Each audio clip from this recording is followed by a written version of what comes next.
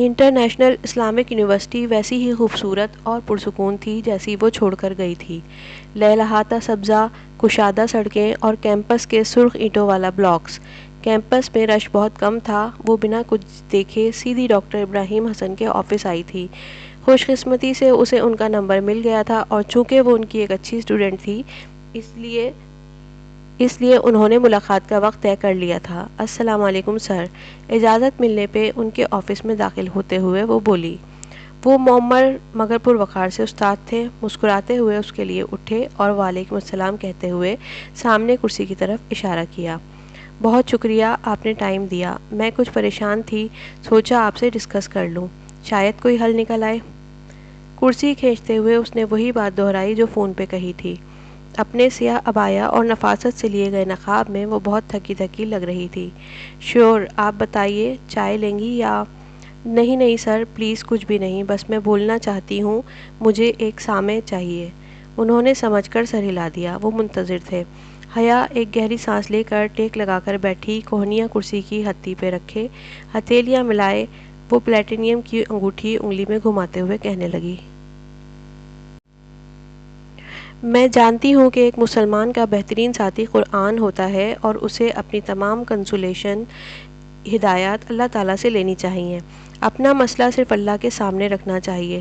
لیکن اگر یہی کافی ہوتا تو اللہ تعالیٰ سورہ عصر میں یہ نہ فرماتا کہ انسان خسارے میں ہے سوائے ان کے جو ایمان لائے اور اچھے کام کیے اور ایک دوسرے کو حق کی تلقین کی اور ایک دوسرے کو صبر کی تلقین کی۔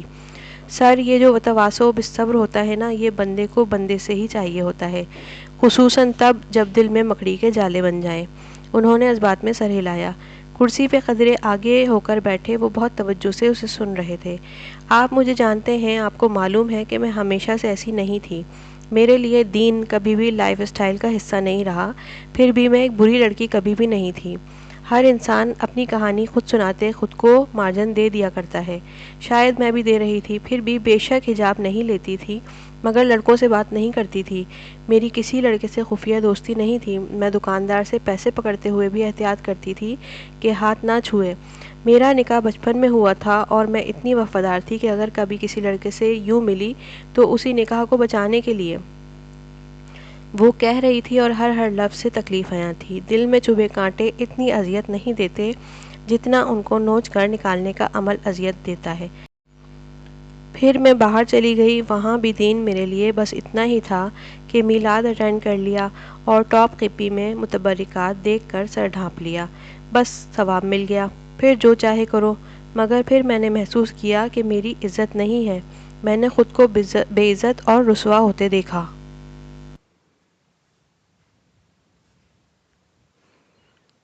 میری نیت کبھی بھی غلط نہیں ہوتی تھی، پھر بھی میں رسوا ہو جاتی تھی۔ تب میری سمجھ میں نہیں آتا تھا کہ یہ کیوں ہوتا ہے۔ پھر اللہ نے مجھے دو طرح کے عذاب چکھائے، روحانی اور جسمانی۔ پہلے میں نے موت دیکھی اور موت کے بعد جہنم۔ درد سے اس نے آنکھیں میچ لیں، بھڑکتا الاؤ، دہکتے انگارے، سب کچھ سامنے ہی تھا۔ میری جلد پر آج بھی وہ زخم تازہ ہیں جو اس بھیانک حادثے نے مجھے دیے، اور تب مجھے سمجھ میں آ گیا کہ اللہ کی رضا صرف تمنا اور خواہش سے نہیں ملتی، اس کے لیے دل مارنا پڑتا ہے، محنت کرنی پڑتی ہے، اور میں نے دل مارا تاکہ میری آنکھوں میں اور دل میں اور وجود میں نور داخل ہو جائے، اور میں نے وہ سب کرنا چاہا جو اللہ تعالیٰ چاہتا تھا کہ میں کروں۔ مگر تب مجھے کسی نے کہا تھا کہ قرآن کی پہیلیاں زیادہ دلچسپ ہوتی ہیں، اور یہ کہ احزاب میں آیت حجاب اترنا بھی ایک پہیلی ہے۔ اس نے اس پہیلی کو یوں حل کیا کہ حجاب لینا خندق کی جنگ کو دعوت دینے کے مترادف ہے، جہاں کسی عہد میں بندھے بنو غریظہ ساتھ چھوڑ جاتے ہیں، جہاں جاڑے کی سختی اور بھوک کی تنگی ہوتی ہے، اور پھر میں نے خود کو اسی خندق میں پایا۔ اب جبکہ میں اس دوسرے لائف اسٹائل کو نہیں چھوڑنا چاہتی تو لوگ مجھے اس پہ مجبور کر رہے ہیں۔ میرے سگے تایا جو اپنی بیٹی کو ساری عمر اسکارف کرواتے آئے ہیں، وہی اس کے خلاف ہو گئے ہیں۔ میں کیسے اس دل کی ویرانی پہ قابو پاؤں جو میرے اندر اتر آتی ہے؟ میں کیسے ان جالوں کو صاف کروں؟ بہت بے بسی اور شائستگی سے کہتے اس نے اپنا سوال ان کے سامنے رکھا۔ دل جیسے ایک غبار سے صاف ہوا تھا، ایک بوجھ سا کندھوں سے اترا تھا۔ میں جہاں تک آپ کی بات سمجھ سکا ہوں، بہت دھیمے مگر مضبوط لہجے میں انہوں نے کہنا شروع کیا، تو آپ کے دل میں مکڑی کے جالے اسی لیے بن رہے ہیں کہ آپ لوگوں کے ان رویوں کو دائمی سمجھ رہی ہیں۔ دیکھیں قرآن کیا کہتا ہے۔ ایک سورہ ہے جس کا نام عنکبوت یعنی مکڑی ہے۔ اس میں یہی لکھا ہے نا کہ جو شخص اللہ تعالیٰ کے سوا دوسروں کو اپنا کارساز بناتا ہے، اس کی مثال مکڑی کی سی ہے جو اپنا گھر بنتی ہے، اور بے شک گھروں میں سب سے کمزور گھر مکڑی کا ہی ہوتا ہے۔ تو بیٹا، یہ جو کارساز بنانا ہوتا ہے نا، یہ صرف کسی انسان کو خدا کے برابر سمجھنا نہیں ہوتا، بلکہ کسی کو زوراور تسلیم کرنا اور اس کے رویے کو خود پہ طاری کر لینا بھی ہوتا ہے۔ آپ نے اپنے حجاب کے لیے بہت فائٹ کی، یہی تو عورت کا جہاد ہوتا ہے، اس کی الٹیمیٹ اسٹرگل۔ مگر آہستہ آہستہ فطری طور پر آپ نے یہ سمجھ لیا کہ لوگوں کا رویہ ہمیشہ یہی رہے گا۔ آپ کو لگتا ہے کہ وہ بدلیں گے نہیں۔ اس نے نفی میں سر ہلایا۔ میرے تایا کبھی اپنی شکست تسلیم نہیں کریں گے۔ آپ ان کو نہیں جانتے۔ آپ کے تایا کا مسئلہ پتہ ہے کیا ہے حیا؟ بہت سے لوگوں کی طرح انہوں نے بھی اپنی بیٹی کو اسکارف اللہ کی رضا کے لیے کروایا ہوگا۔ انہوں نے حجاب کے لیے سٹینڈ لیا ہوگا جیسے آج آپ لے رہی ہو، اور حجاب کے لیے ہر سٹینڈ لینے والے کو آزمایا جاتا ہے۔ آپ کو طنز اتارنے کے نشتروں سے آزمایا گیا، کیونکہ یہی آپ کی کمزوری ہے کہ آپ کسی کی ٹیڑھی بات زیادہ برداشت نہیں کر سکتی، اور آپ کے تایا کو تعریف، ستائش اور واہ واہ سے آزمایا گیا۔ انہوں نے اپنی بیٹی کی بہت اچھی تربیت کی ہے، یہ بات ان سے لوگوں نے کہی ہوگی، اور یوں ان کا کام جو اللہ کی رضا کے لیے شروع ہوا تھا، اس میں تکبر اور خود پسندی شامل ہو گئی۔ وہ بالکل یک ٹک ان کو دیکھے جا رہی تھی۔ اس نے تو کبھی اس نہج پر سوچا ہی نہیں تھا۔ اب اس خود پسندی میں وہ اتنے راسخ ہو گئے کہ اپنی ہر بات ان کو درست لگتی ہے۔ یہاں ہر شخص نے اپنا دین بنا رکھا ہے، اصولوں کا ایک سیٹ، اسٹینڈرڈ جس سے آگے پیچھے ہونے کو وہ تیار نہیں۔